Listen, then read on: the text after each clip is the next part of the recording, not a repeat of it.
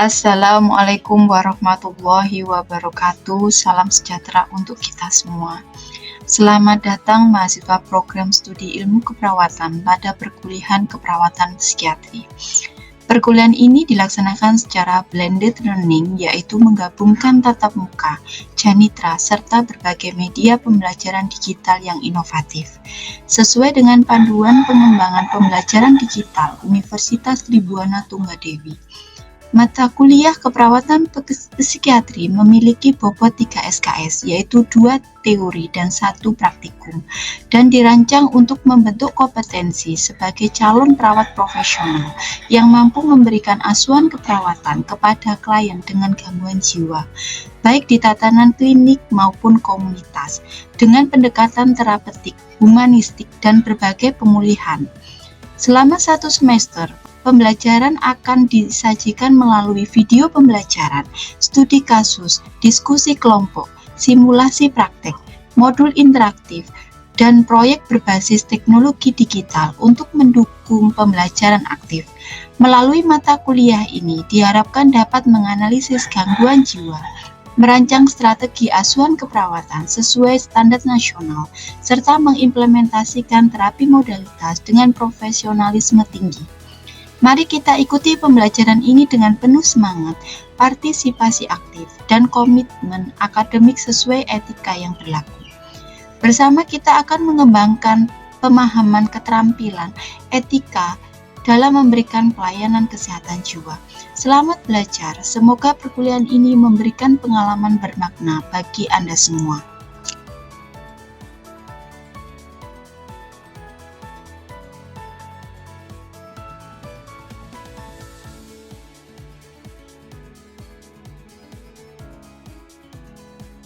Berikut ini adalah link janitra di mana kita masuk pada keperawatan psikiatri.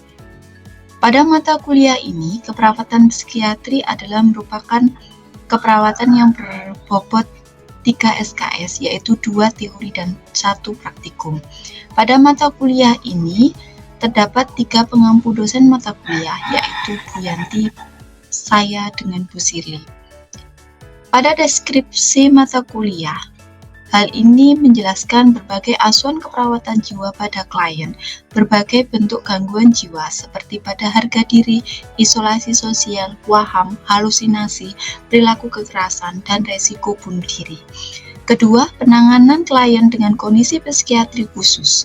Selanjutnya, konsep recovery dan supportive environment sebagai pendekatan kontemporer basis pemulihan dalam keperawatan psikiatri. Yang terakhir adalah penerapan terapi modalitas seperti farmakologis, terapi aktivitas kelompok, psikofarmaka, terapi keluarga, terapi lingkungan, okupasi, dan rehabilitasi. Capaian pada mata kuliah ini yaitu adalah menganalisis gangguan jiwa dan psikodinamikanya serta merancang strategi asuhan keperawatan secara tepat dan sesuai dengan standar nasional.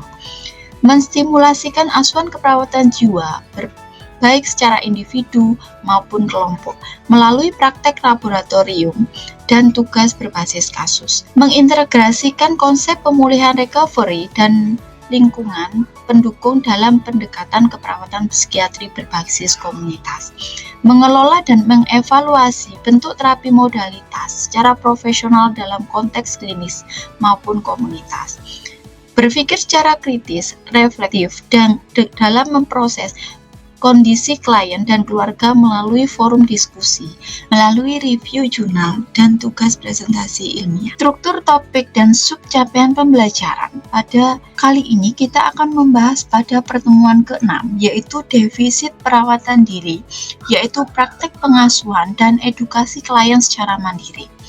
Strategi pembelajaran berbasis digital, yaitu melakukan inovasi pembelajaran yang dikembangkan dalam bentuk platform janitra dengan media digital, modul interaktif, video pembelajaran, dan podcast edukatif untuk tropis, simulasi dan praktikum digital. Dan pada kondisi ini nanti akan dilaksanakan pada kondisi di laboratorium. Simulasi asuhan keperawatan. Pada hal ini nantinya kita akan membahas adalah pada defisit perawatan diri. Aktivitas berbasis active learning yaitu CBL, PBL, dan PJBL. Kemudian terkait dengan penilaian dan evaluasi pada komponen tugas mandiri dan kelompok sebanyak 20% nantinya dalam bentuk makalah, presentasi, dan review jurnal. Selanjutnya yaitu UTS dengan bobot 25% yaitu dalam bentuk teori dan studi kasus. Selanjutnya yaitu ujian akhir semester 25% teori dan refleksi konsep. Yang terakhir adalah ujian praktikum dan kegiatan masa orientasi wahana sebesar 30% dengan bentuk simulasi asuhan keperawatan dan observasi di lapangan. Etika akademik yang nantinya akan ditaati oleh semua mahasiswa yaitu presentasi wajib 80%. Nantinya akan dapat mengikuti UAS, kemudian keterlambatan tugas, nantinya akan ada pengurangan 5% setiap minggunya. Praktikum wajib 100% hadir, termasuk kegiatan MUW di lapangan, baik itu nantinya akan dilaksanakan di Dinas Sosial Kota Malang. Pakaian yang digunakan harus pakaian yang sopan dan seragam keperawatan meskipun perkuliahan secara daring. Untuk penutupnya, mata kuliah ini tidak hanya mendidik mahasiswa untuk menjadi perawat jiwa yang handal, tetapi juga mendorong mereka untuk menjadi agen pemulihan sosial dalam isu-isu kesehatan mental. Kolaborasi teknologi, empati, dan etika menjadi jantung dari perjalanan akademik ini. Keperawatan jiwa bukan hanya sekedar ilmu, tetapi panggilan empati dan keberanian. Berikut ini kita masuk pada pertemuan ke-6, yaitu pada topik asuhan keperawatan klien dengan defisit perawatan diri.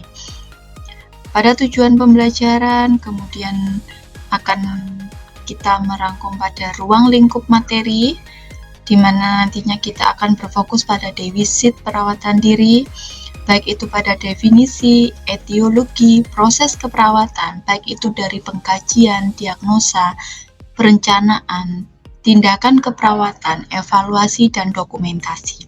Strategi pembelajaran kali ini kita berfokus pada Janitra, di mana nantinya bobot penilaiannya, nantinya target penilaian kita yaitu pada aspek simulasi ASKEP, tugas kelompok, forum diskusi dan jurnal, serta kehadiran dan partisipasi mahasiswa di dalam kelas.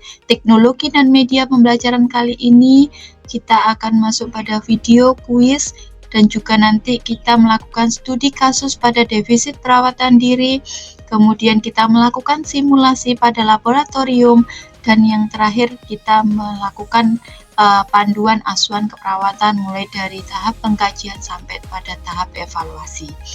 Untuk yang terakhir adalah pada tahap penutup, diharapkan pada pertemuan ini nanti pada defisit perawatan diri diharapkan nantinya dirancang tidak hanya untuk memberikan pengetahuan tetapi juga menumbuhkan kepedulian mahasiswa terhadap klien dengan gangguan kemampuan dasar, keterampilan edukatif, dan komunikasi terapeutik menjadi inti dari simulasi dan praktek yang dilakukan.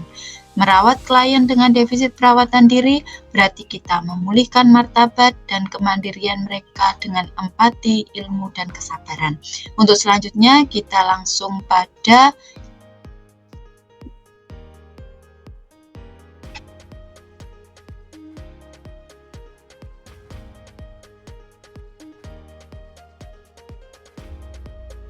materi pertemuan ke-6 ini kita lanjutkan pada video asuhan keperawatan yang nantinya bisa dilihat pada akun Janitra. Selanjutnya kita masuk pada materi asuhan keperawatan pada defisit perawatan diri. Baik, untuk selanjutnya saya lanjutkan pada asuhan keperawatan defisit perawatan diri. Perawatan diri, kita mulai dari apa itu definisi perawatan diri. Salah satu kemampuan dasar manusia dalam pemenuhan kebutuhannya guna mempertahankan kehidupan kesehatan dan kesejahteraan sesuai dengan kondisi kesehatannya. Pasien defisit perawatan diri memerlukan asuhan keperawatan agar mampu melawat dirinya sendiri. Tujuan pembelajaran kali ini adalah nantinya mahasiswa peserta mampu melakukan asuhan keperawatan defisit perawatan diri mulai dari tahap pengkajian sampai pada tahap evaluasi. Tujuan pembelajaran khususnya seperti yang sudah saya sampaikan, sebelum kalian memahami proses asuhan keperawatan, harus terlebih dahulu mengetahui konsep defisit perawatan diri, kemudian nantinya akan bisa lanjut pada langkah-langkah proses keperawatan defisit perawatan diri, dan yang terakhir adalah mahasiswa mampu mempraktekkan asuhan keperawatan defisit perawatan diri. Selanjutnya, dari pengertian perawatan diri itu sendiri adalah salah satu kemampuan dasar manusia dalam memenuhi kebutuhannya guna mempertahankan kehidupan, kesehatan, dan kesejahteraan sesuai dengan kondisi kesehatannya.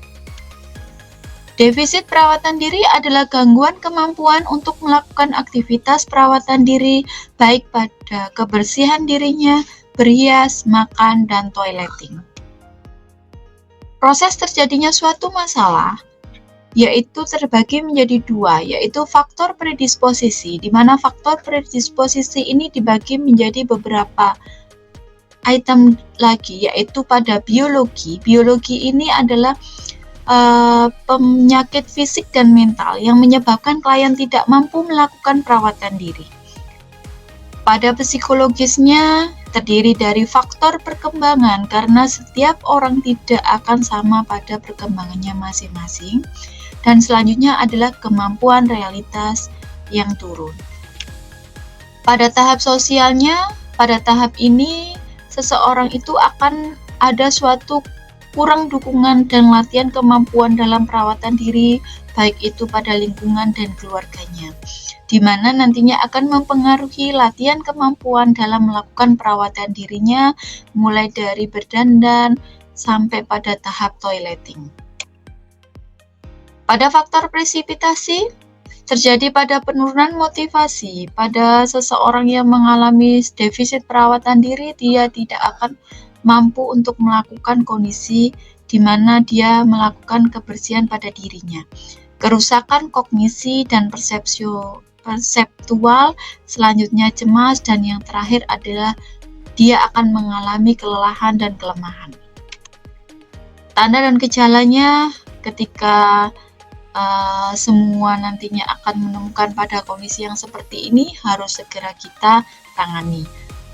Biasanya pada orang-orang yang mengalami defisit perawatan diri, mereka akan cenderung untuk malas mandi, tidak mau menyisir rambut, tidak mau menggosok gigi, tidak mau memotong kuku, dan tidak mau berhias atau berdandan. Tidak mau menggunakan alat mandi, tidak mau makan, minum pada saat di mana dia harus makan atau minum. Biasanya dia BAB dengan BAK sembarangan, tidak mau membersihkan diri dari BAB dengan BAK-nya, dan yang terakhir adalah biasanya dia tidak mengetahui cara melakukan perawatan dirinya dengan benar. Data objektif yang bisa kita lihat itu biasanya terlihat badannya berbau, kemudian dia kotor, berdaki, rambutnya itu kotor, giginya kotor karena dia tidak mau menggosok gigi, kukunya panjang, tidak menggunakan alat-alat mandi, tidak mandi dengan benar, rambutnya khusus, berantakan, kumis, bahkan sampai dia tidak bisa melepas barang-barang yang perlu di dalam dia berpakaian. Pada asuhan keperawatan, setelah semuanya bisa memahami terkait dengan konsep, kita lanjutkan pada asuhan keperawatan defisit perawatan diri. Kita mulai dari tahap pengkajian. Pada defisit perawatan diri, pada awal mulanya kita harus melakukan pada tahap wawancara dan tahap observasi pada pasien dan baik itu pada keluarganya. Wawancara yang bisa kita lakukan adalah bagaimana kebersihan diri pada pasien, Apakah pasien mandi, mencuci rambut, menggosok gigi, memotong kuku? Bagaimana penampilan pasien pada saat ini? Apakah terlihat kotor? Apakah dia terlihat bersih? Ya. Apakah pasien menyisir rambut, berdandan, bercukur untuk laki-laki? Apakah pasien terlihat rapi ataukah sesuai dengan yang seharusnya? Apakah pasien menggunakan alat mandi pada saat dia mandi? Bagaimana makan dengan minum pada pasien? Apakah mereka bisa menggunakan sendok, bisa menggunakan piring? Apakah pasien menggunakan alat makan dan minum pada saat makan atau minum? Dan yang terakhir adalah bagaimana pasiennya bisa melakukan BAB dengan BAK secara benar. Apakah pasien bisa membersihkan diri dan tempat BAB BAK-nya setelah dia melakukan BAB atau BAK? Apakah pasien mengetahui cara perawatan diri dengan benar? Pada saat setelah kita melakukan suatu wawancara, yang selanjutnya adalah kita melakukan pada tahap observasi, di mana pada tahap observasi ini kita melihat apakah terdapat gangguan kebersihan pada diri pasien tersebut. Biasanya ditandai dengan rambut kotor, gigi kotor, kulit berdaki dan bau, kuku panjang dan kotor, serta kemampuan berias dan berdandan ditandai dengan rambutnya yang acak-acakan, pakaiannya kotor, tidak rapi, pakaiannya tidak sesuai, dan pada pasien laki-laki tidak cukur, dan pada pasien wanita yang tidak mau untuk berdandan. Kemampuan makan dan minum secara mandiri ditandai dengan kemampuan mengambil makan dan minum sendiri, makan berceceran, dan makan tidak pada tempatnya. Kemampuan BAB dengan BAK secara mandiri ditandai dengan BAB dengan BAK yang tidak pada tempatnya, tidak bisa membersihkan diri dengan baik setelah BAB dengan BAK. Contoh dalam kita melakukan pengkajian yaitu adalah pasien mengatakan belum mandi, rambut kotor, gigi kotor, kulit berdaki dan bau, kuku panjang dan kotor, rambut acak-acakan, tidak disisir, pakaian kotor dan tidak rapi, pakaian tidak sesuai, makan dan minum diambil oleh keluarganya, dia tidak bisa melakukan secara mandiri, makan selalu berceceran kemana-mana, nasi berceceran kemana-mana dan tidak pada tempatnya, tidak menyiram dan membersihkan diri setelah BAB dengan BAK. Pada diagnosa keperawatan ini, pada keperawatan jiwa, kita masuk pada diagnosa keperawatan yang secara tunggal, yaitu untuk diagnosanya adalah defisit perawatan diri, yaitu kebersihan diri, berdandan, makan atau minum, dan yang terakhir adalah BAB dengan BAK. Tindakan keperawatan pada defisit perawatan diri kita berfokus pada dua, yaitu pada pasien dengan pada keluarga. Tujuan pada saat ini dalam melakukan tindakan keperawatan, yaitu pasien mampu melakukan kebersihan diri secara mandiri, pasien mampu melakukan berias dan berdandan secara baik, pasien mampu melakukan makan dengan baik, dan yang terakhir adalah pasien mampu melakukan BAB dengan BAK secara mandiri. Tindakan keperawatan yang berfokus pada pasien, yaitu kita fokusnya adalah bagaimana kita melatih pasien dengan cara perawatan diri, bagaimana dia menjaga dirinya sendiri, alat-alatnya, dan cara-cara melakukan kebersihan diri, serta yang terakhir adalah bagaimana cara mempraktekkan dia dalam menjaga kebersihan dirinya. Yang selanjutnya adalah melatih pasien dalam berdandan dengan berhias. Pada laki-laki, dia mampu untuk berpakaian, menyisir rambut, dan bercukur. Serta untuk pada pasien wanita, latihannya yaitu untuk berpakaian, menyisir rambut, dan berhias.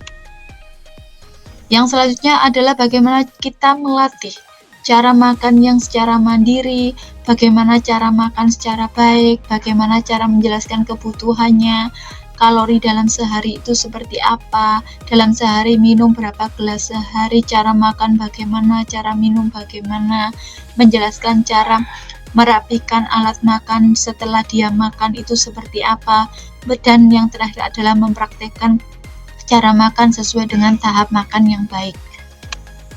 Untuk selanjutnya adalah mengajarkan bagaimana cara melakukan BAB dengan BAK secara mandiri, yaitu kita jelaskan dulu Tempatnya di mana? Pasti tempatnya adalah di kamar mandi, dan selanjutnya adalah bagaimana cara membersihkan dirinya, sampai kita mengajarkan yang terakhir bagaimana cara membersihkan tempat BAB dengan PAK-nya. Strategi pelaksanaan pada pasien dengan keluarga pada tahap ini nantinya yang kita fokuskan juga pada keluarga. Setelah kita melakukan pada tahap implementasi, yang bisa kita lakukan untuk tahap selanjutnya yaitu tahap evaluasi. Kita melihat kemampuan pasien dalam dia melakukan mandi, mencuci rambut, menggosok gigi, dan menggunting kuku dengan benar dan bersih. Selanjutnya adalah mengganti pakaian dengan pakaian yang bersih, membereskan pakaian yang kotor, dan yang terakhir adalah berdandan dengan benar. Mempersiapkan makanan dengan baik, mengambil makanan dengan rapi, menggunakan alat makan dengan benar, dan yang terakhir adalah buang air besar dan buang air kecil dengan bersih. Untuk kemampuan pada keluarga yang bisa kita ajarkan kepada keluarganya yaitu mengenal masalah yang dirasakan di dalam merawat pasien, mulai dari pengertian, tanda dan gejala, dan proses terjadinya defisit perawatan diri. Yang selanjutnya adalah menyediakan fasilitas kebersihan diri yang dibutuhkan oleh pasien, merawat dan membimbing pasien dalam merawat diri, kebersihan diri, berdandan pada wanita, bercukur pada pria, makan dan minum, serta BAB atau PAK.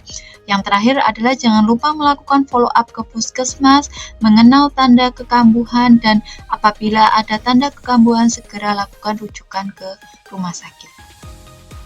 Untuk selanjutnya yaitu dokumentasi hasil asuhan keperawatan. Jangan lupa setiap mahasiswa harus mampu dalam melakukan pengkajian sampai pada tahap evaluasi, dan yang terakhir harus bisa melakukan dokumentasi hasil asuhan keperawatan. Ini adalah format terkait dengan implementasi dengan evaluasi yang bisa kita lakukan dokumentasi pada pasien dengan defisit perawatan diri. Pada implementasi, dilihat data pada pasien dengan keluarga, diagnosa keperawatan yaitu diagnosa keperawatan tunggal, tindakan keperawatan yang bisa kita lakukan baik itu pada pasien maupun keluarga, dan yang terakhir adalah rencana tindak lanjut baik itu pada pasien maupun pada keluarga. Pada tahap evaluasi, jangan lupa kita bahas pada SOAP yaitu subjektif, objektif, assessment, dan yang terakhir adalah planning. Subjektif adalah bagaimana apa yang dirasakan oleh pasiennya, objektif adalah bagaimana pengukuran kita seorang tenaga kesehatan dalam melihat apa yang ada pada pasien. Assessment kita bagi menjadi 3 yaitu pada kemampuan kognitif, pada kemampuan efektifnya, dan yang terakhir adalah pada kemampuan psikomotornya. Pada planning kita lihat pada pasien dan pada perawatnya. Pada semua mahasiswa berikut adalah buku panduan yang dapat digunakan untuk mendalami lebih dalam lagi terkait dengan teori ini, yaitu buku keperawatan psikiatri, di mana ini banyak sekali tim dari keperawatan jiwa yang memang membuat suatu buku di mana nanti akan digunakan sebagai media pembelajaran untuk semua mahasiswa.